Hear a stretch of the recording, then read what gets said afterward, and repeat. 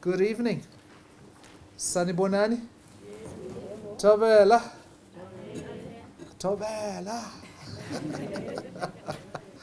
Goeienaand, dames en heren. It's wonderful to be here this evening, and thank you very much for finding time to join us on this very special occasion, wonderful occasion indeed. I can see that Professor Chabeli looks a bit stressed. And all I said to before we stepped into the chambers was, I know you're going to dazzle us, just dazzle us, right? So all of the best on this occasion then. Let me begin then by acknowledging Professor Anders Swart, the Executive Dean of the faculty, who officiates with me this evening, but also to recognize other senior colleagues, our Deputy Vice Chancellors who are present, Executive Deans, Executive Directors, Vice Deans, and of course our senior academics who have been able to join us this evening. Let me also take this opportunity to acknowledge Mrs. Audrey Matebula. Upos is Audrey. Upume. This is Mary's mother. It's a very special privilege also to extend a warm welcome to you, and of course to all of her loved ones and friends and colleagues on this wonderful occasion. So it's a great honor and a special privilege then to welcome you to the Professorial Inaugural Lecture of Professor Mary Chabeli.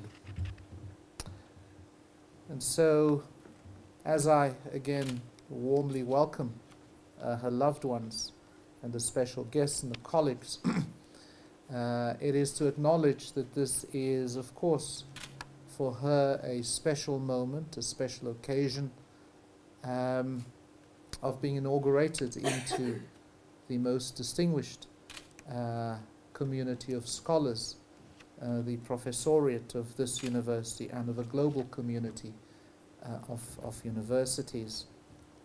And so it's a proud and a joyful moment, not only for her, but of course for each one of us present here today, for the university itself, and of course for global system of higher education. Because being a professor and therefore professing is not a local institutional issue, right? It's not a UJ professorship. So yes, the professorship is held at UJ, but the distinction and of course the responsibilities, which I will speak to briefly, of being a professor, that is a global currency. It's a global position. And I think we just need to acknowledge, therefore, that this is an inauguration into professorship at this institution. But of course, it is important to acknowledge that the position of full professor, and therefore how a university arrives at acknowledging one amongst it as a full professor, that is an important process with important outcomes for the individual, the institution, for South Africa, for our continent and beyond.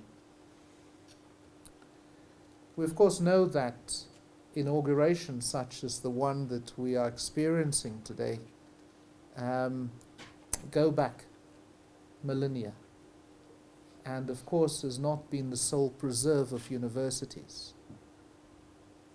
I'm just thinking of the ordination and the induction of abafundisi, which of course is also a form of induction into an office, a very special process of induction and inauguration as well. And so inaugurations are the formal opportunity for us to invest an individual into an office. And it marks the formal assumption of office or position of authority. And therefore today marks the rites of passage and the entry of Professor Chabeli into the distinguished community of university's most senior scholars. And therefore it is an office and a position of authority and leadership which we cannot and shall not assume lightly, but shall assume with considerable ongoing thought, reflection, deliberation, and dare I add, a presence of mind. Of course, the inauguration of our professor this evening is particularly special because I'm reminded of the ongoing dialogue at the University of Cape Town. And in that dialogue, one of the observations made by the Vice-Chancellor, Dr. Max Price, he remarks that, well, we don't have a black African professor here, woman professor here at UCT because they're in short supply and we are all competing. I say, therefore, that this is a very special occasion because Professor Chabeli is not a scholar who has been running from university to university to get promotions. In fact, she has made this her home. And the university, to the extent that it has and must play its role in enabling her and others like her to assume the highest office, as she is assuming today, to the extent that the university has played that role and must play that role, she has embraced that challenge. And she has decided that she is going to complete her career here at the University of Johannesburg. And so much of our efforts must go less into protesting and complaining and offering explanations as to why we are not making progress. Rather, we should be offering deliberate, definitive leadership. Deliberate and definitive efforts must be put in place in all of our institutions, including ours, as we are doing at this institution, University of Johannesburg. It is something which we simply have to do. Our future is at risk if we do not face up to our responsibility to build a far more diverse and inclusive senior scholarly community in our national system. And so today is therefore a very special occasion and a very special day as we salute Prof. Chabeli today. So, what else would I want to say on this occasion? Of course, I have to also use the occasion to remind us of universities and their roles in passing, but in a substantive manner as well. Because the Professorial Inauguration, as I've said already, is as important to the incumbents and their loved ones and colleagues as it is to the university. Indeed, the inaugural lecture is therefore as much a reflection on the state and the intent of the contemporary university, and therefore of scholarship, and how it measures up, therefore, this evening to Professor Chabeli's inaugural lecture on moving towards a 21st century approach to learning in nursing education. And that, therefore, situates the inauguration and the professorial inaugural lecture within the university and its story, the university and its evolution, the university and its value to society. And so you will be able to evaluate, indeed through her lecture this evening, how this university and the broader set of universities measure up to your expectations of what it is to be a fine university with fine scholars.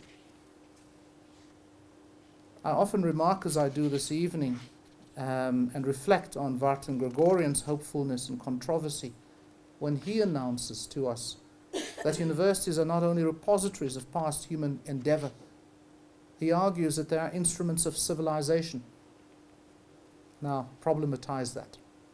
He continues that universities provide tools for learning, for understanding, and for progress, that they are wellsprings of action, a source of self-renewal, intellectual growth, and of hope. They are a medium of progress, of autonomy, of empowerment, of independence and self-determination, he concludes. But of course we have to put a counter view to that, and Wernick argues that the university has a contradictory relationship with its surrounding community. On the one side, the autonomy in terms of its axial values of truth, of wisdom, of science, and so on.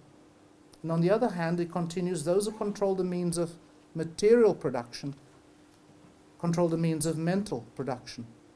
And the dominant ideas, he concludes, are the ideas of those who dominate. And I offer also reflections of Immanuel Wallerstein, who, speaking at a humanities lecture series at the University of Johannesburg a couple of years ago, observed that it seems to me that it's the duty of the scholar to be politically and intellectually subversive of received truths. He continues, but that the only way this subversion can be socially useful is if it reflects a serious attempt to engage with and to understand the real world as best as we can. I'm also reminded that there are very few books available in decent bookstores on what it is to be a professor. Isn't that so, Professor Metz? And in particular, what the freedoms and duties of the university's most senior scholar is. And in this regard, I offer the reflections of Bruce McFarlane, who in his book, Intellectual Leadership in Higher Education, Renewing the Role of the University Professor, seeks to correct this oversight. And he argues convincingly, in my view, that the corporatization of the research agenda, given the corporatization of the research agenda, professors must reclaim professorial leadership, and that they thus occupy a very special role. Specifically, he argues that two freedoms, that of critic and of advocate, are essential for professors to execute what he describes as their four duties, that of mentor, of guardian of standards, of an enabler of networking, and a mobilizer of resources for others, and fourthly, as an ambassador of the discipline or an ambassador of the institution. So this evening we will have only one small insight, small sample, right? Small insight into how Professor Chabeli responds to this call for the return of professorial leadership. So let me now invite the Executive Dean of the Faculty of Health Sciences, Professor Andre Swart, to introduce formally to us Professor Chabeli. Thank you very much. Vice-Chancellor, members of the MEC, other distinguished guests, Prof. Chabeli, which is the distinguished guest here tonight. Ladies and gentlemen, it's indeed a pleasure for me to introduce Mary Maslache Chabeli to you here tonight. And as the VC has said, she's going to give us a dazzling presentation. Here's a dazzling abbreviated CV for you as well. Mary Chabeli Matabula was born on 6 August 1949 in Petersburg on a farm called Satao, which means Good Hope. She matriculated at Orlando West High School in 1968, where she was the head girl for 4 years in succession and was inspired by the leadership of the late Dr. S.K. Matseke, who was the principal of the school. She trained as a nurse at Baragwanath Hospital from 1969 to 1972, did a midwifery training at Port Elizabeth Livingston Hospital in 1974, and also completed the Diploma in Medical and Surgical Nursing, Critical Nursing General at Baragwanath Hospital in 1981. Further qualifications included a BA Ker majoring in Nursing Administration and Community Health Nursing 1980 from UNISA, a Diploma in Nursing Education 1987 from Adunsa, and she also completed a BA Ker Honours in Nursing Education at UNISA in 1993. Mary obtained a Master's in Nursing on Reflective Practitioners at UJ in 1995, the then RAU, and a PhD in Nursing Education 2001 with a thesis entitled A Model to Facilitate Reflective Thinking in Clinical Nursing Education, also from the UJ. She was inspired by prominent scholars, Professor Mari Miller and the late Professor Annetjie Botha, who were supervisors for her studies. During the previous mentioned period, she received numerous awards, which include Best Midwife at Livingstone Hospital, Best Student in Educational Process of General Nursing at Medunsa, and was also the recipient of merit bursaries at UNISA 1997 to 1980 and the then RAU in 1995. Mary was also the head of the nursing department at the University of Johannesburg from 2008 to present, and she retires in December this year. She is a founder member of St. Pius Catholic Church in Soweto and of the Wonka Wonka Day Center in Mafolo Central, Soweto. She played a leading role in initiating the then RAU Nursing Department Community Project for Soweto Old Age Homes, which led to an article on the service learning component published in an accredited journal. Mary is also a founder member of the Academy of Nursing in South Africa, based on her contributions to nursing scholarship, and was inaugurated in August 2011 at Sun City. Further memberships include the Forum for University Nursing Departments in South Africa from 1994 to present, the International Society for Teacher Education from 2000 to present, the International Reflective Practice from 2002 to 2008, and the International Sigma Theta Tau for Nurses from 2002 to date. She serves on several committees at Anne Latsky Nursing College as well as the University of Johannesburg. Mary has examined several dissertations and theses for national and international universities and presented research papers at 15 international conferences and various national conferences. Postgraduate supervision includes 20 completed master students, of which 6 passed cum laude and 2 received the faculty award as top postgraduate students and 2 PhD students. Another 8 masters and 6 PhD students are in progress under supervision. She has published extensively in peer-reviewed journals and is a reviewer for a number of national and international journals, which include but are not exclusive to Curationis, Health SA Gesondheid, and the Journal of the International Society for Teacher Education in Canada. 6 universities have used her as a consultant on model development for PhD studies and other related activities. She was a professional editor for Health SA Gesondheid 2006 to 2008, and authored 2 monographs from her PhD studies used for teaching nursing education students. Mary still teaches nursing education from the diploma level to PhD level and was a keynote speaker at 10 graduation ceremonies. She previously held an NRF rating in the L category and is especially grateful to Professor Annetjie Botha for the great inspiration in her academic career and scholarship development. In conclusion, she derives her strengths from her family and from the church. Prof. Chabeli, we look forward to your presentation. Over to you.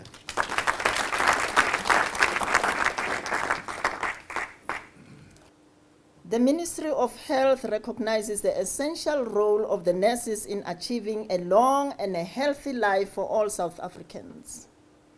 The country faces a burden of diseases in 4 main categories: HIV and AIDS, communicable diseases, non-communicable diseases, violence and injury, with consequent high levels of morbidity and mortality. Recognizing the depth and breadth of the challenges facing nursing, the Department of Health convened the National Nursing Summit held from the 5th to the 7th April 2011 at the Sandton Convention Center in Johannesburg, with the aim of reconstructing and revitalizing the nursing profession.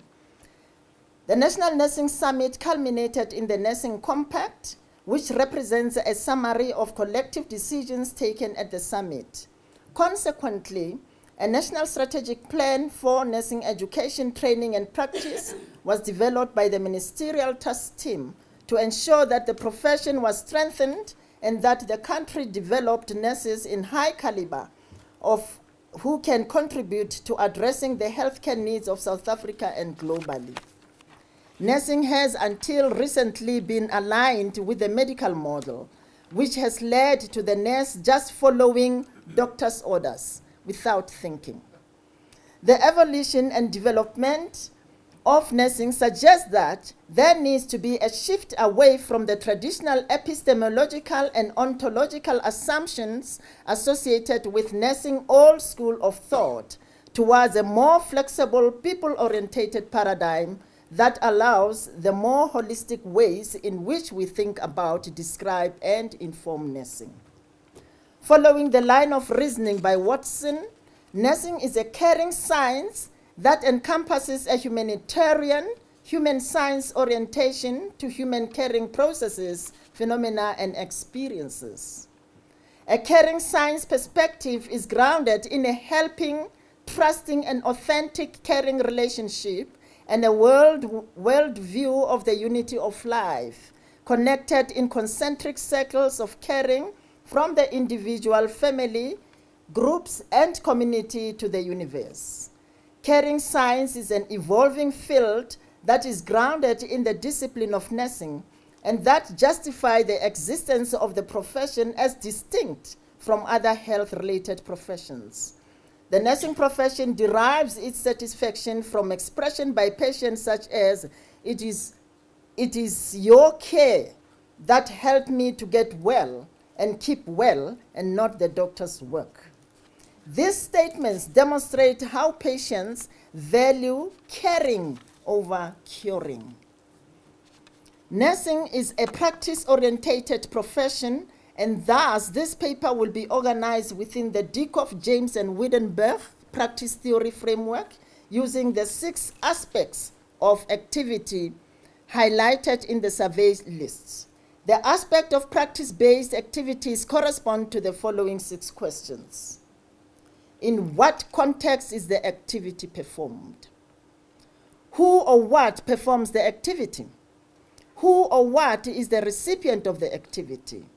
What is the energy source that drives the activity? What is the guiding process or procedure to reach the activity? What is the end point of the activity? The context. The context is an enabling learning environment conducive to the production of the desired graduate. Cognitive development and critical thinking in learners cannot occur in a vacuum. It takes place within the context that would influence such thinking. Vygotsky maintains that our knowledge, ideas, attitudes, and values are shaped mainly through our interaction with our internal and external environment within a specific cultural context. The education system in general is influenced by the macro, meso, and micro environments. The macro environment. The macro environment is external to both the educational institution and the learning market environment and consists of the following: the political, legislative, technological, socio-economic, physical, national, and international environments. The global context for health will include the impact of World Health Organization, which provides international leadership on quality promotion and the improvement of health. USAID, the National Council of Nurses, etc. These organizations provide global standards that inform the nursing education curriculum. The Constitution of the Republic of South Africa, as the overarching legislation in the country, makes provision for the Bill of Rights in several areas, including equality and the right to health care service delivery, protection, and education. The Council on Higher Education is the highest education body responsible for advising the minister on any aspect of higher education at the request of the minister. Its permanent committee, the Higher Education Quality Committee, among other functions, promotes and audits the quality assurance mechanism of higher education institutions. The CHE accredits all educational programs provided in higher education institutions in the country and also provide financial aid to students. The South African Qualification Authority Act issued the critical outcome document as a compulsory guide for educators to be embedded in all qualifications across the country. The Higher Education Qualification Sub-Framework Policy has been designed to meet the demanding challenges facing the higher education system in the 21st century. It guides higher education institutions in the development of programs and qualifications that provide graduates with intellectual capabilities and skills that can both enrich society, empower themselves, enhance economic and social development. The Higher Education Act regulates higher education, provides for the establishment, composition, and function of the CHE, governance and funding of public higher education institutions, and provides for the appointment and functions of an independent assessor, quality assurance, and the quality promotion in higher education. Outcome-based education is the educational approach that provides the teaching and learning in the country. The Nursing Act, among other functions, establishes, improves, and controls the conditions, standards, and quality training of nurses within the ambit of the Act and national health policies as determined by the Minister. It also provides for advice to be given to the Minister on the amendments and adaptation of the Act regarding matters pertaining to nursing. The Act upholds and maintains professional and ethical standards within nursing. Nursing education functions within the ethical, professional, and legal framework, and like all other professions, encounters problems such as political correctness as the enemy of clarity, profound confusion in the midst of the ongoing facelift of regulation implementation, such as the critical cross-field outcomes and the OBE approach to learning, which are apparently causing uncertainty among educators and learners. The meso-environment. The Department of Health holds a statutory mandate to train nurses and has an influence in nursing education. Currently, nursing colleges produce approximately 80% of all professional nurses in the country, yet their position status regarding registration as higher education institutions remain a concern. Realizing the magnitude of the challenges facing nursing education and practice, the Department of Health National Strategic Plan for Nursing Education, Training and Practice was developed. The quality of nursing education and its graduates became one of the 7 major categories identified by the summit. Microenvironment. This is the core environment where education, training, and learning takes place. The educators and learners are challenged to create an enabling environment that will foster learning to be intellectually more independent and socially more responsible. A 21st century approach to pedagogy requires a transformative environment that will facilitate authentic learning through meaningful work-integrated learning such as service learning, critical reflective learning, inter-transcultural collaborative learning. Theory should embody practice and cannot be isolated from the context in which people find themselves. The driving force behind these learning approaches is the UJ learning to be practitioners of a discipline philosophy and not mere consumers of knowledge. The UJ approach to teaching and learning is supported by philosophies such as constructivism, humanism, existentialism, pragmatism, liberalism, idealism, relativism, phenomenology, social interactionism, and caring philosophy, etc.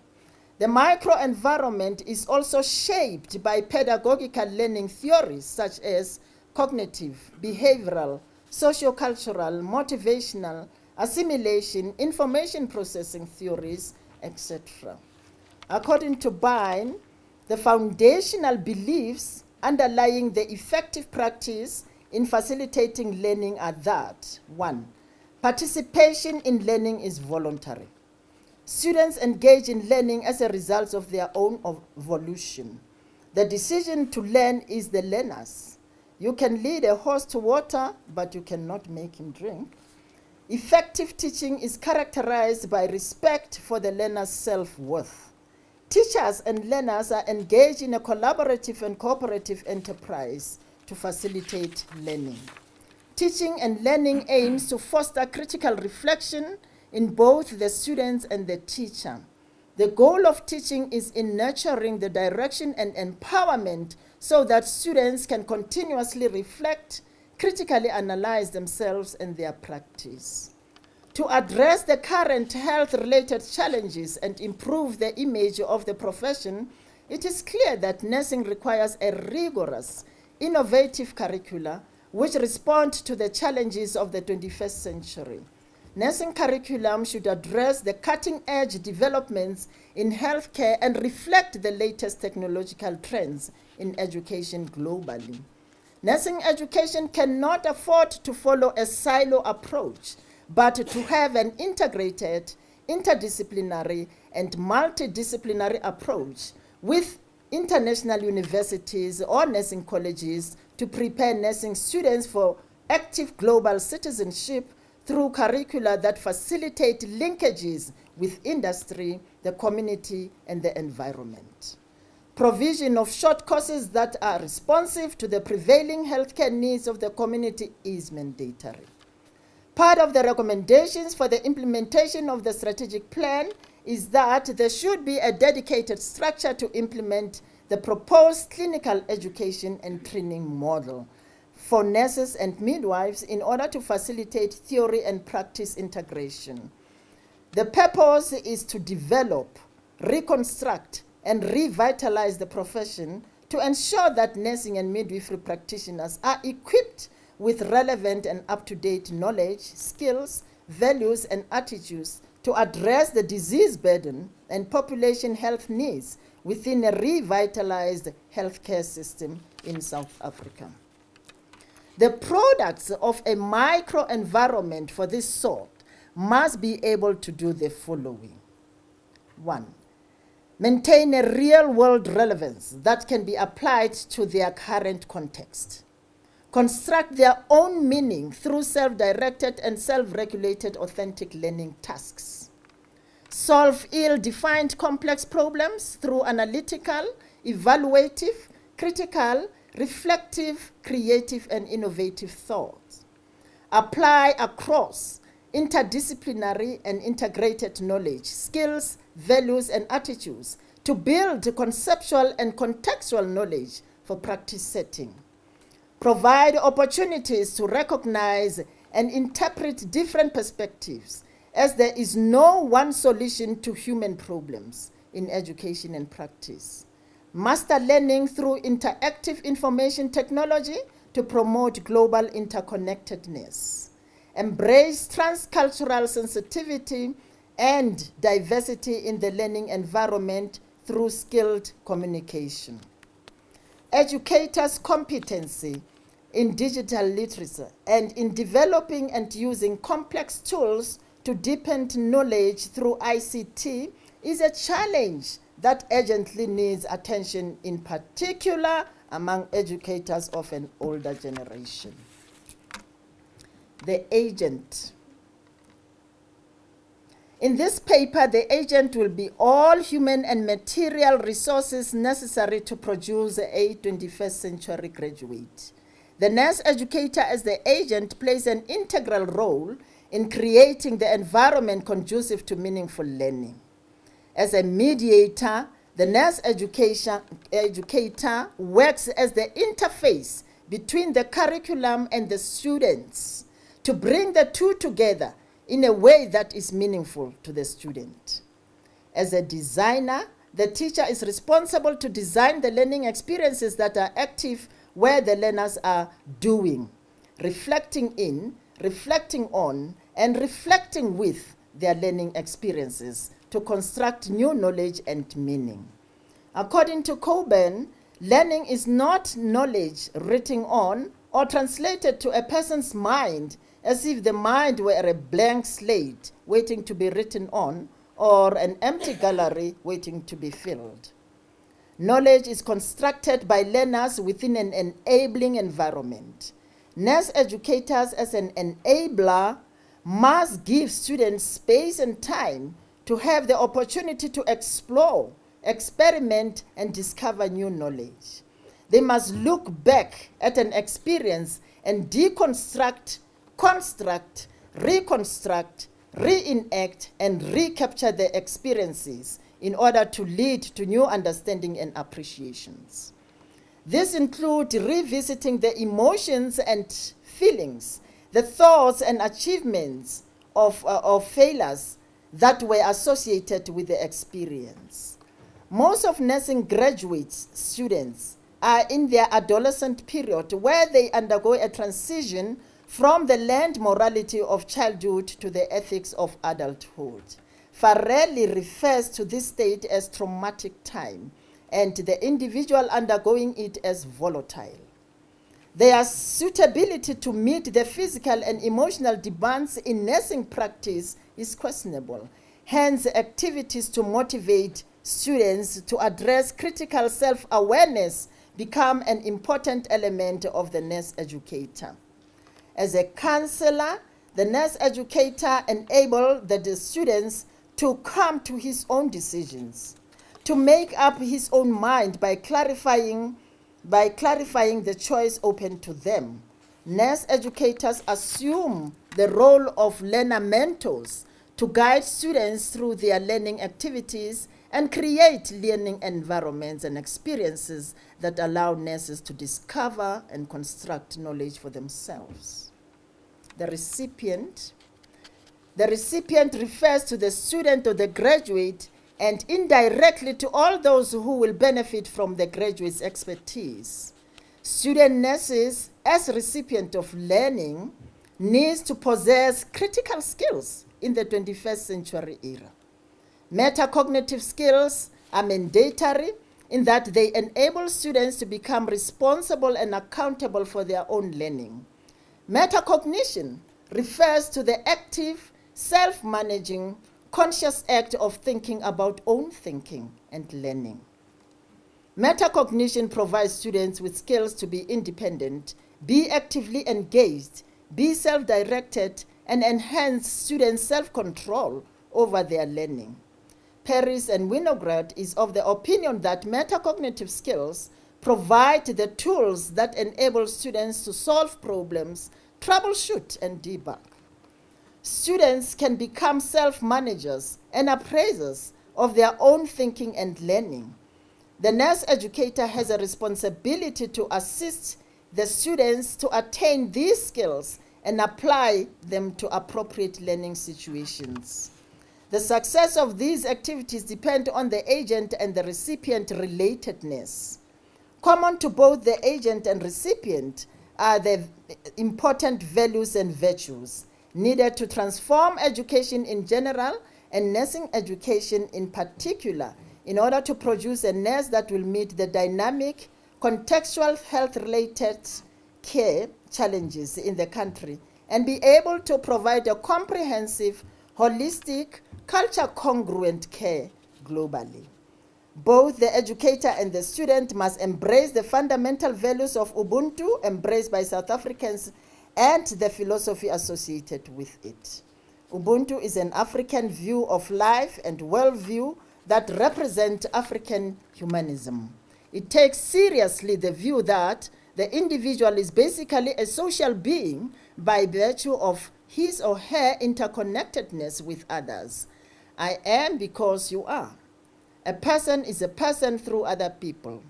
According to Muller, Bezuidenhout, and Justin, Ubuntu represents a collective consciousness which considers an individual as a dignified moral and social being with compassion and social responsibility expressed in caring, consideration, sympathy, empathy, patience, and kindness. Ubuntu expresses the humanistic experience in which all people are treated with respect as human beings, and it forms to a large extent the foundation of sound relations in African society.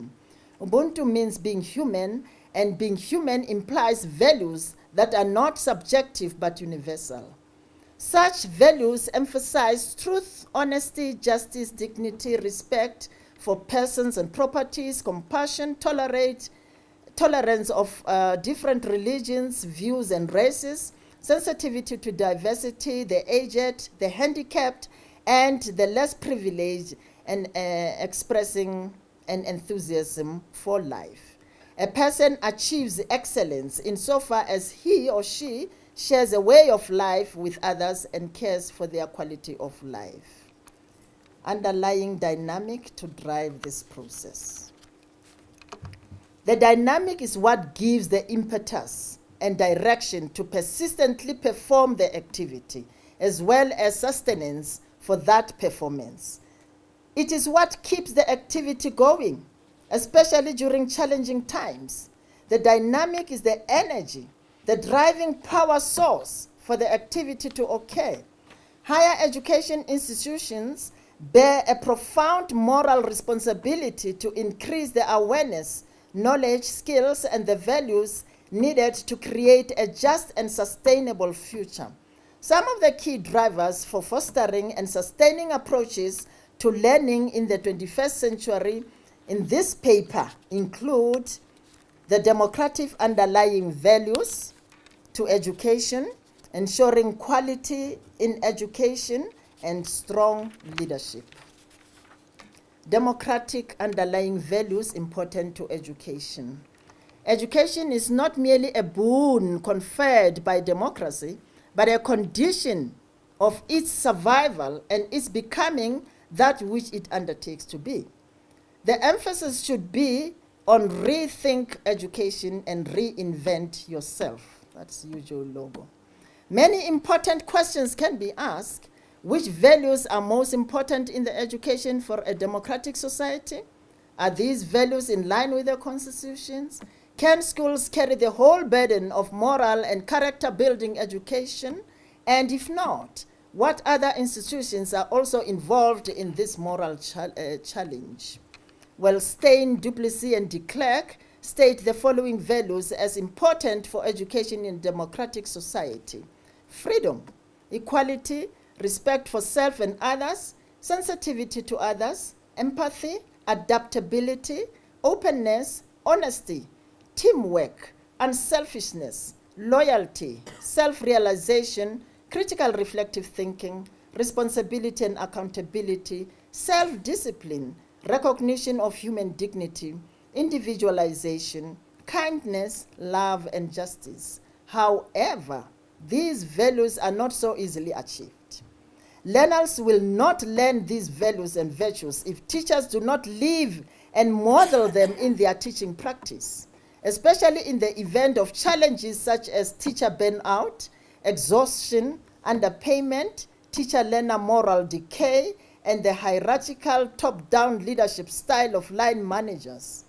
Teachers have to become more aware of the relationship between their professional values and the hidden values underlying their actual lived experiences. Moral education thus presents a challenge not only to the schools, but to other institutions in the society. Ensuring quality in education. Improving the quality of education must be regarded as an integral part of educational transformation. The first objective of the National Strategic Plan for Nursing Education, Training and Practice is to promote and maintain a high standard and quality of nursing and midwifery education in training in South Africa. And the National Strategic Plan recommends the following aspects. 1. Structural arrangements to facilitate its implementation. South African Nursing Council requirements must be revised to take into account the science and the art of teaching and graduating nursing students. The core competencies for prospective nurse educators must include competencies in interpersonal relationship, including conflict management, ongoing competence in clinical specialties and area of instruction, use of innovative integrated approach to teaching, learning and assessment methodologies to foster service learning, competency of technology in education, involvement in policy development and implementation, provision of strong academic leadership and mentorship. Improving the quality of teaching, school leadership and management is also in the forefront of the National Development Plan, which is a blueprint to change the lives of all South Africans. Quality assurance in the context of educational institutions refer to the monitoring and evaluation of the performance of the various levels of a system in achieving the specific goals at each level and the overall objectives of the system. It also includes the management of previously defined quality that involves activities that are used to provide maximum confidence in all aspects of setting, delivery, and review of standards in the system. The quality assurance field in education has developed as a response to the demand for quality and accountability from parents, students, taxpayers, and politicians. In South Africa, we have seen great exodus of learners from townships to Model C schools in search for quality education. The absence of clear evidence of quality education has prompted parents to mobilize in the streets to put pressure on school management. In an effort to strive towards excellence in teaching and learning, the Higher Education Learning and Teaching Association of Southern Africa, in collaboration with the Council on Higher Education, compiled the criteria for awarding excellence to deserving teachers based on excellent skills in the art and craft of teaching, learning, and assessment, creating a rich, authentic environment for active learning, responding creatively to challenges, organization and communication skills, self-development in research, technology, and interactive, authentic learning approaches, good leadership and mentoring skills. Another approach to ensure quality is benchmarking. Paloma and Banta define benchmarking as the process of identifying and learning from institutions that are recognized for their outstanding practices. Comparing one's performance with that of external peers is important for quality assurance. Benchmarking is a process improvement technique that provides factual data that allows institutions to compare performance on specific variables in order to assist best practice. Welch and Metcalf refer to performance benchmarking as a method of evaluating institutional effectiveness. Nurse educators must evaluate their programs in comparison with nursing programs that are recognized for outstanding practices developed by leading-edge peers who are specialists in content and teaching learning practices nationally and internationally. The data obtained can provide insight into the resource needed for learners to achieve an acceptable level of performance, both within a course and across the curriculum. Sorry.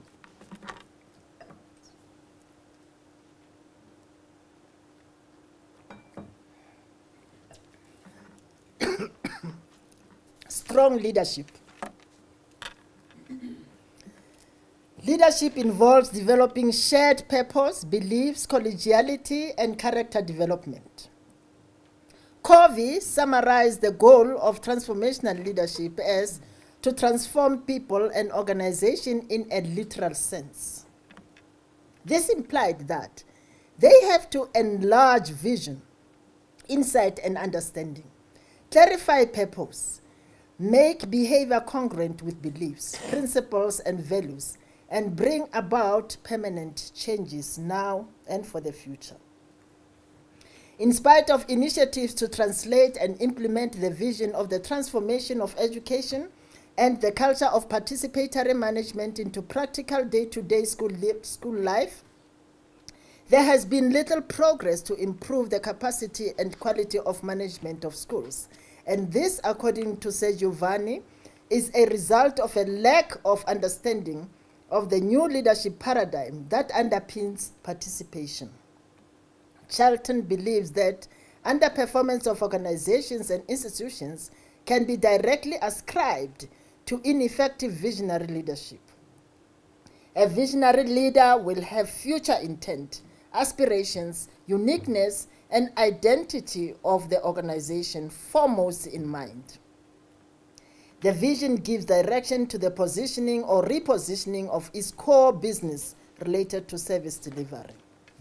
Charlton identified the following leadership competencies as being effective in helping followers to perform consistently and introduce change to the benefit of themselves and the organization.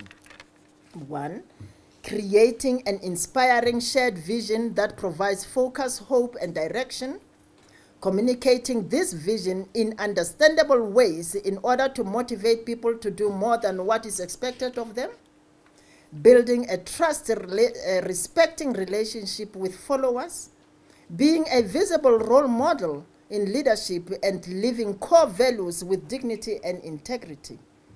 Creating an empowering environment where people are willing, able, and allowed to perform to their potential. A leader who embraces a visionary approach finds followers taking initiatives individually or collectively to deal with problems and challenges without guidance or supervision, because they put the interest and success of the organization first. They relinquish egocentrism and embrace a sociocentric attitude, and are responsible, accountable, ethical, and fully engaged in authentically serving the organization. A toxic environment created by a leader is the greatest destroyer of an organization. Process and procedure. The procedure envisaged to produce the desired graduate in this paper entails a liberal, transformative, and engaged curriculum, critical reflection, globalization, internationalization, and evidence-based practice.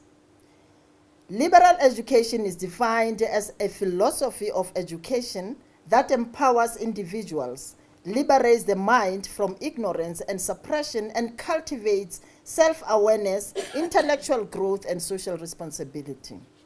Liberal education is a vehicle to prepare learners for the challenges facing the 21st century because it is the type of education that teaches learners to communicate, interpret research, be creative and innovative, handle change, appreciate diversity, and work collaboratively with others.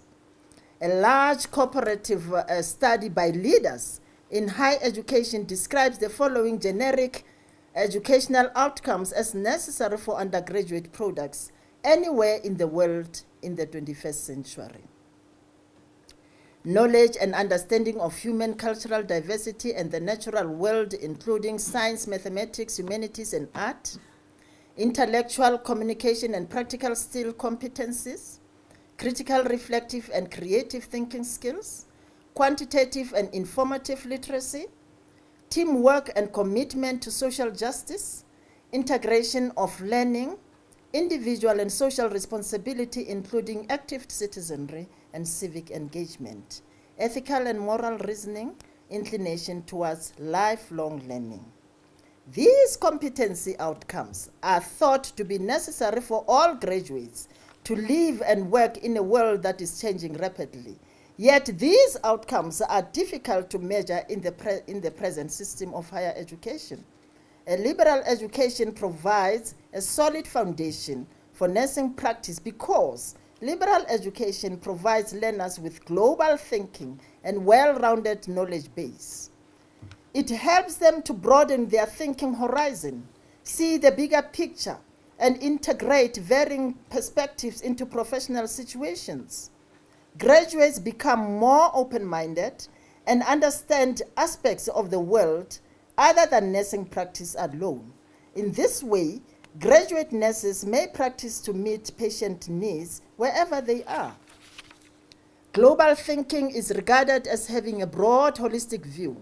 A well-rounded knowledge base gives learners the ability to approach situations from more than one perspective and to creatively solve problems. They reflect on current trends in society and professions. A liberal, transformative, engaged curriculum should address the challenges of skills shortage. South Africa is faced with critical shortage of scarce skills to boost the economy of the country. Youth unemployment post-matric is perpetuating the situation. There is need to strengthen linkages between educational institutions and the workplace, as well as involvement of employers in training. Integration, coherence, coordination, and commitment characterizes active citizenry. and active citizenry is at the center of addressing social skills and meet the demands of current and emerging economic and social development priorities. The perceived notion of higher education institutions as being ivory towers that disengage from the real problem in society creates a barrier to integrated learning. Rather, they should open up possibilities through research for greater social relevance. The Association for the Advancement of Sustainability in Higher Education report calls for action by stating that learners must learn and practice holistic system thinking and be able to apply such thinking to real-world situations. There is need to promote work-based innovative research to improve learning and contextualize understanding. There is need to connect the classroom with the authentic real-world experiential learning and turn every workplace into an education and training space. It is only education with efficient and effective referral and support network that will enable us to take the country forward. Universities and colleges have significant environmental and social impact. Campuses and clinical settings must become living laboratories of sustainability for the application of knowledge, skills, and values developed in the classroom. In so doing, higher education institutions will model real practice beneficially adopted and adapted in other communities. Universities should launch discipline-related activities where clinical staff should work with learners as collaborators and facilitators instead of mere transmitters of knowledge. Moreover, during service learning, they should engage in national outreach projects such as working with learners on organic farms, in energy conservation, in awareness campaign of drug abuse, teenage pregnancies, prevention of communicable and non-communicable diseases, HIV and AIDS.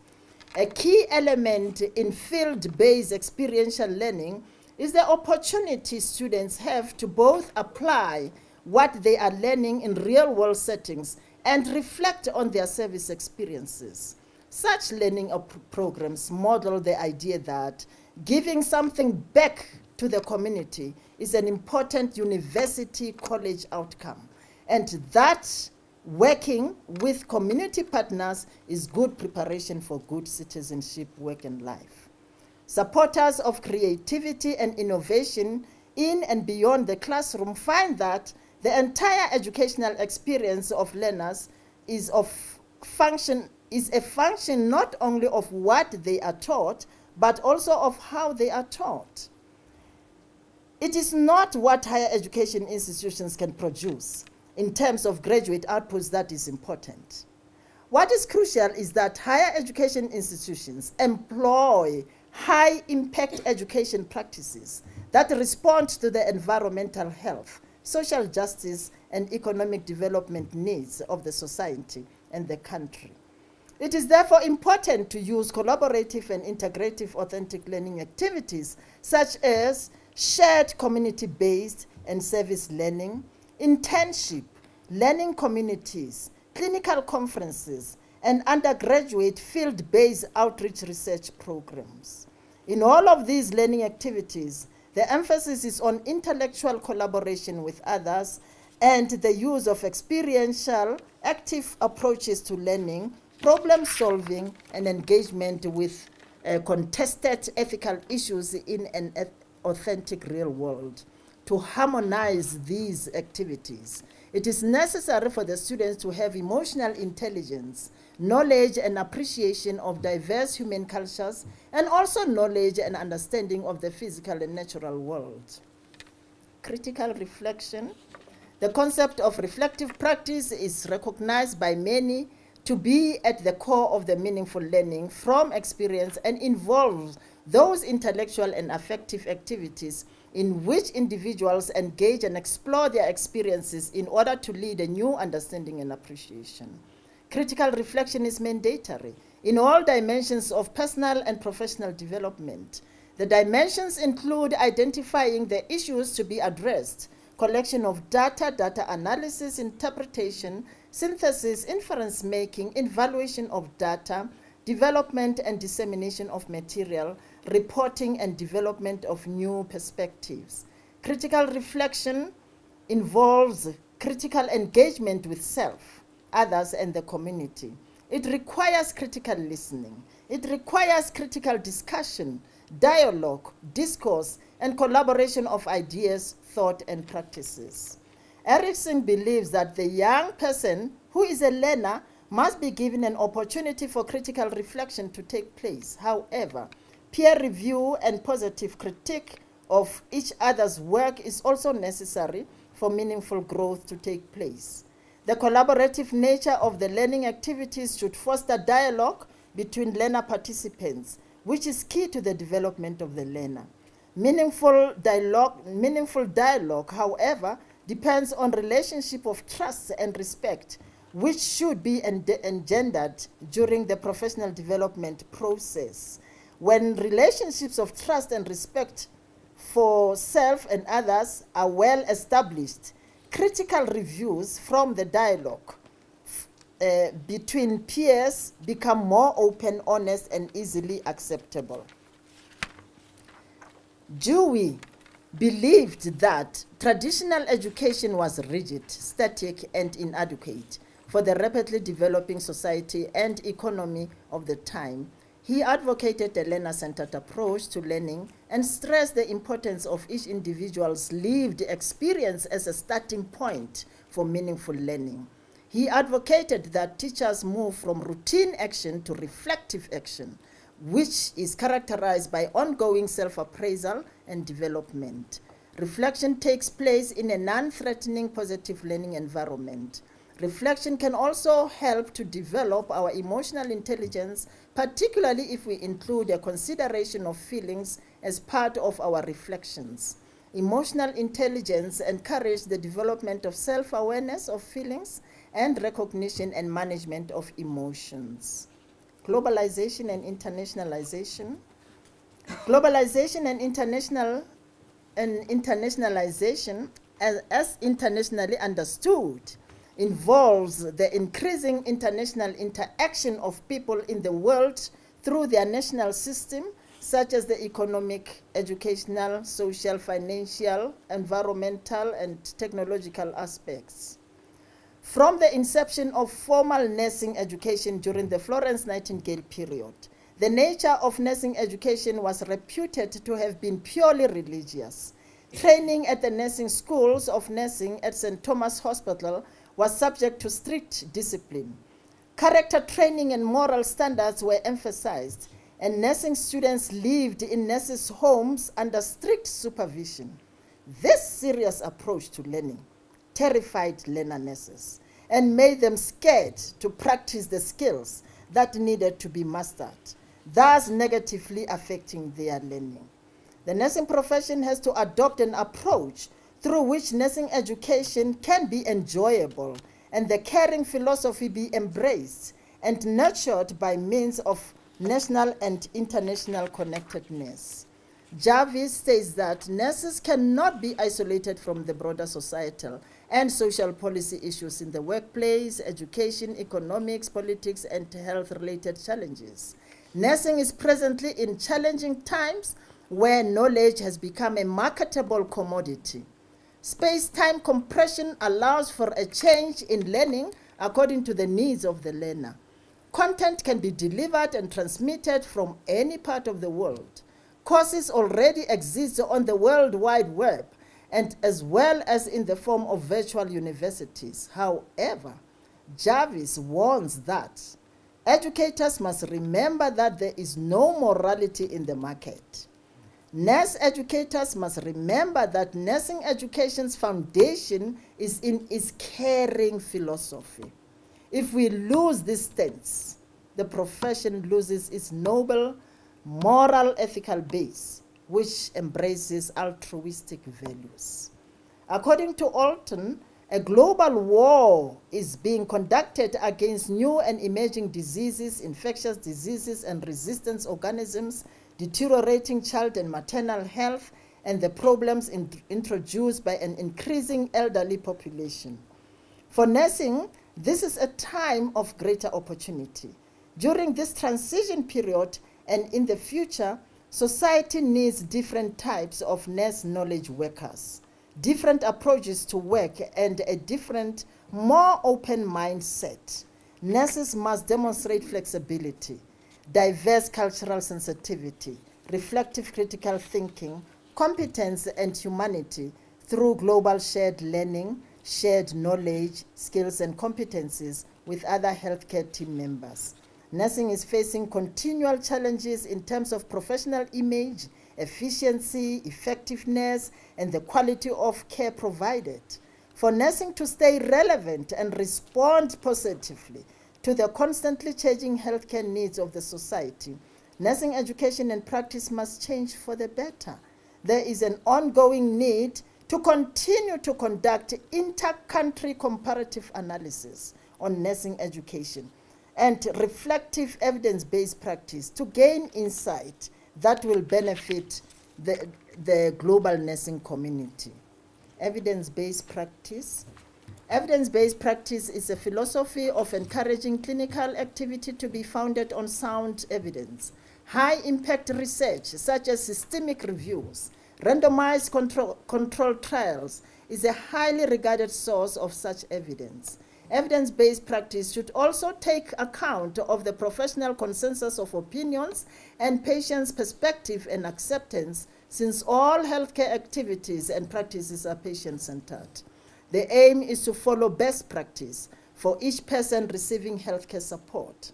The traditional configuration in clinical practice learning becomes significantly altered because of costs, environmental factors, disease profile, need for best learning practices, and alteration of educational competencies. The majority contemporary force in nursing education is the need to teach evidence-based practice. The nursing curriculum should build a foundation on evidence that supports the nursing intervention. This will mean a retraining of nurse educators and revisiting the content that has been taught over time that is difficult to reduce.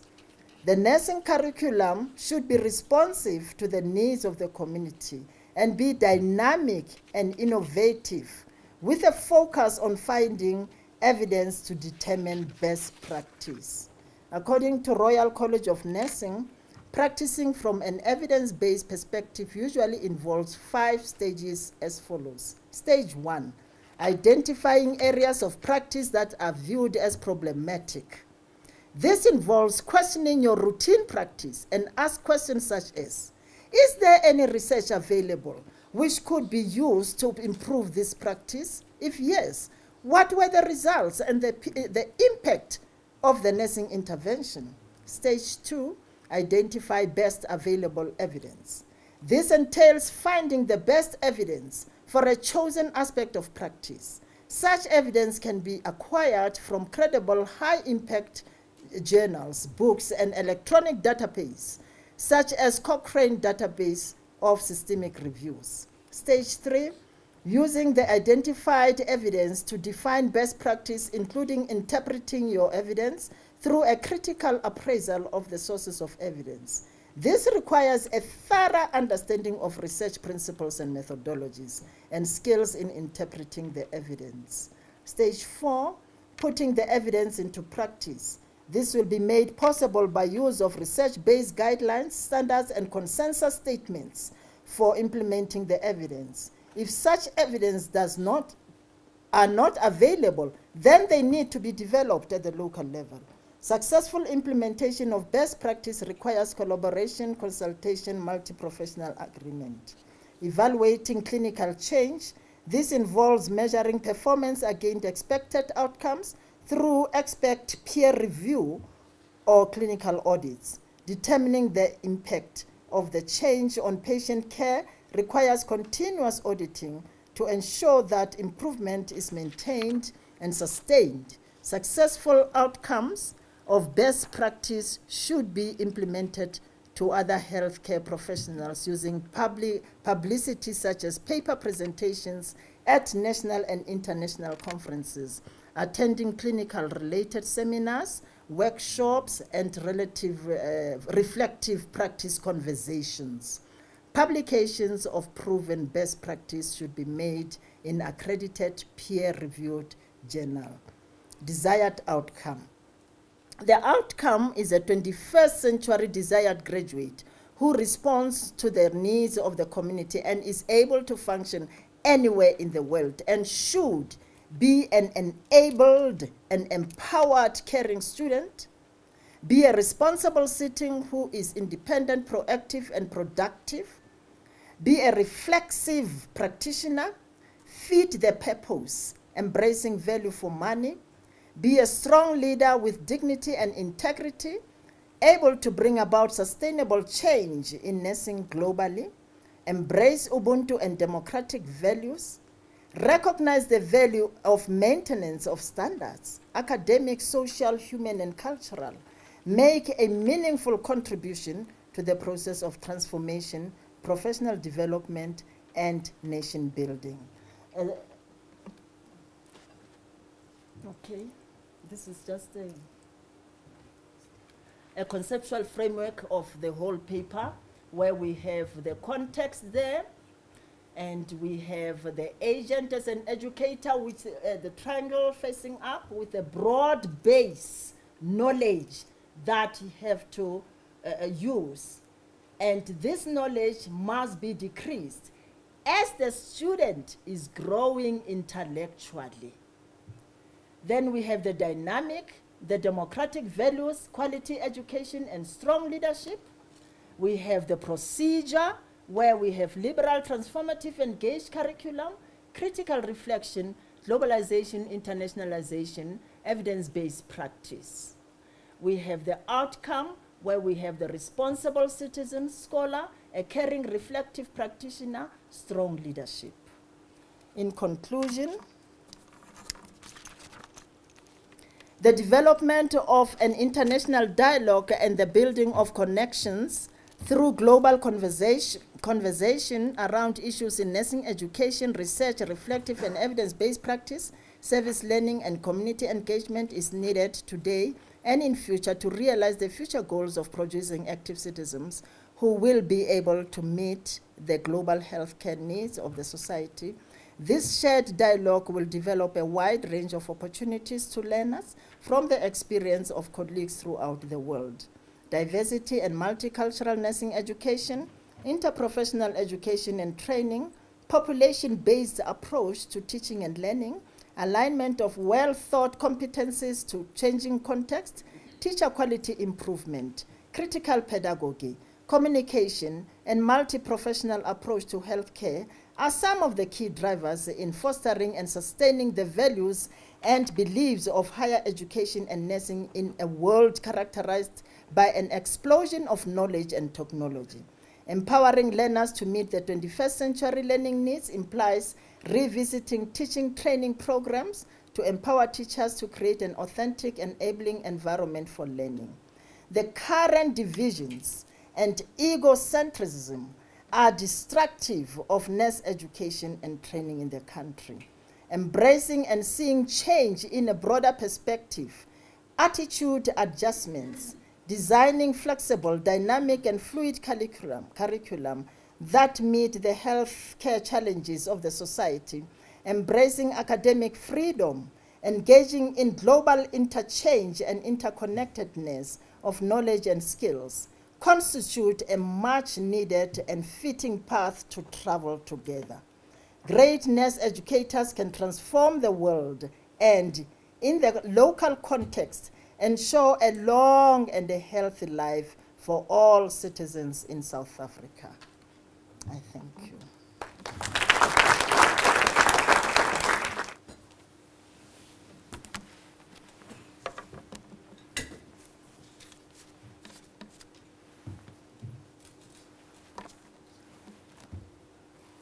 Mr. Vice Chancellor, Professor Rensburg, the Executive Dean of the College, distinguished guests, ladies and gentlemen, how do I respond in 5 minutes for such a great speech?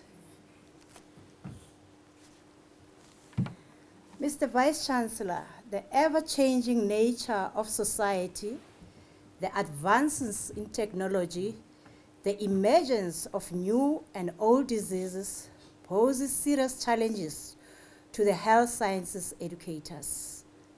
In her lecture, Professor Chabeli raised two important questions.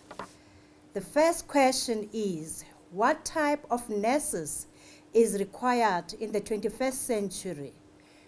The essence of these questions pertains to the knowledge, skills, attitudes, abilities that are required for nurses in this ever-changing environment, which is, of course, influenced by technology and new disease profiles.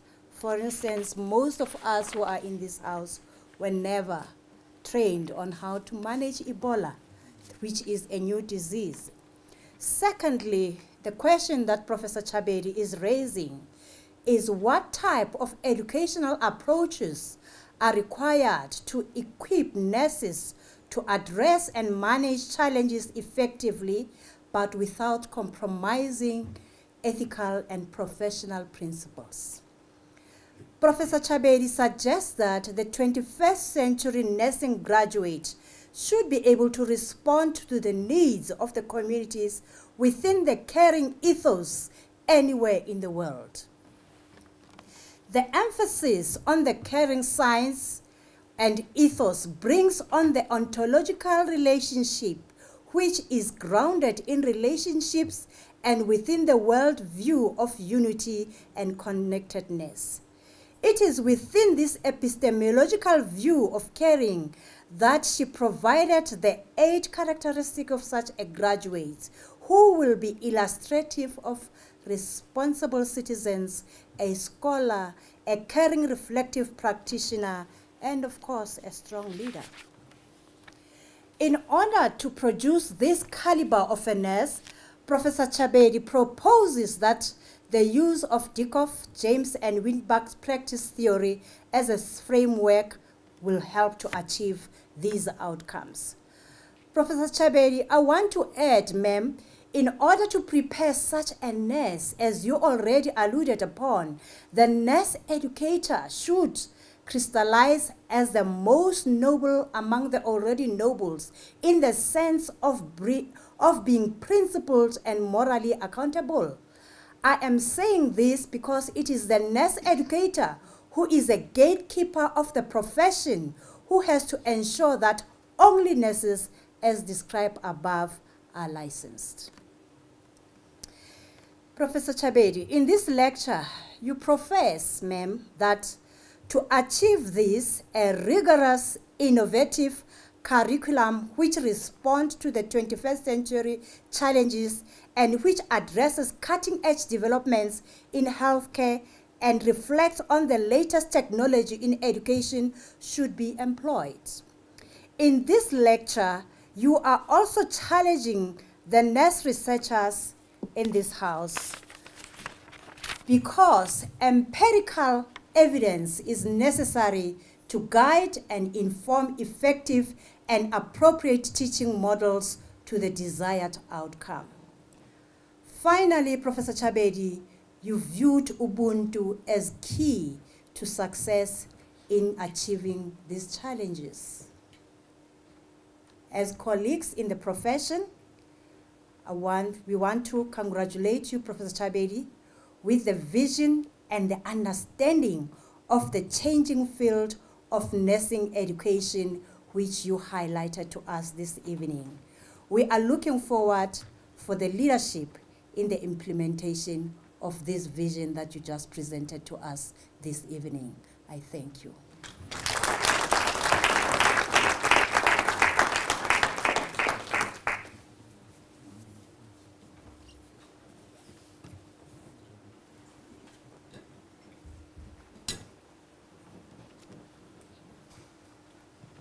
So,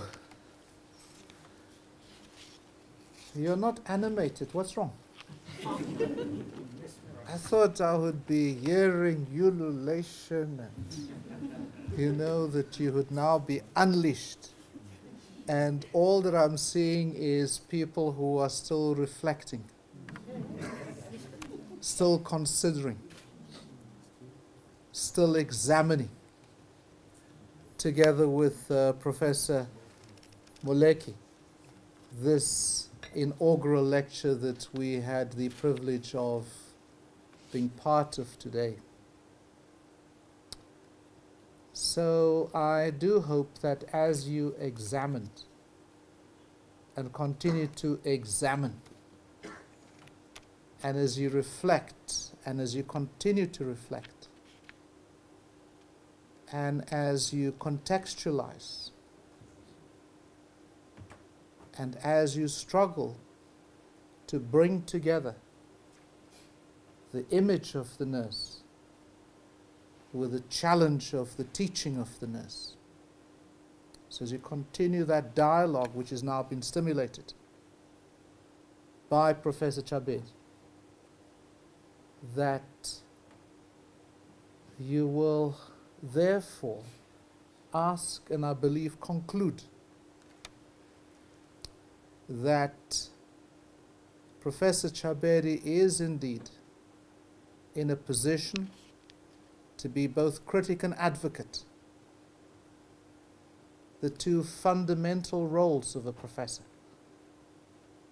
I hope that as you examined, as you analyze, as you continue to reflect, that you will arrive at the conclusion that in Professor Chabeli we have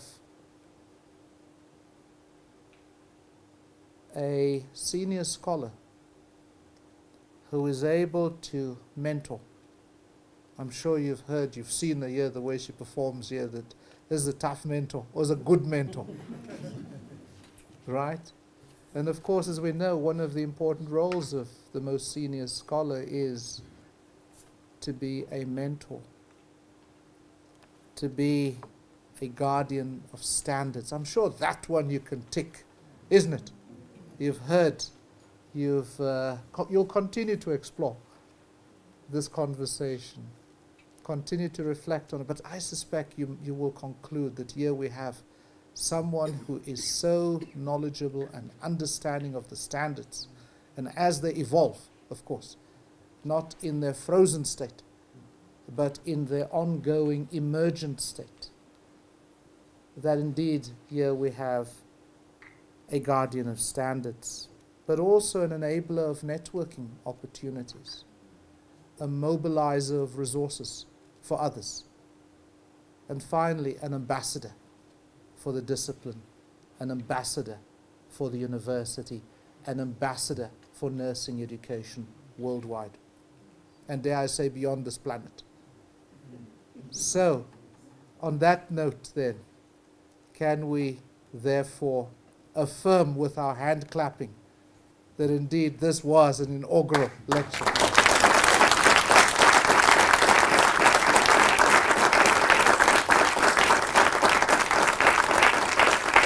May I now invite the Executive Dean, Professor Swart, but also invite our respondent to do for us the formal robing of Professor Chabeli. Can I invite also Professor Chabeli to the front? Thank you.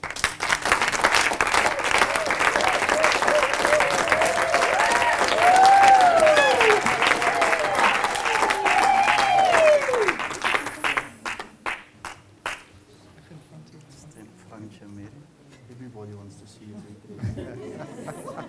Please assist them.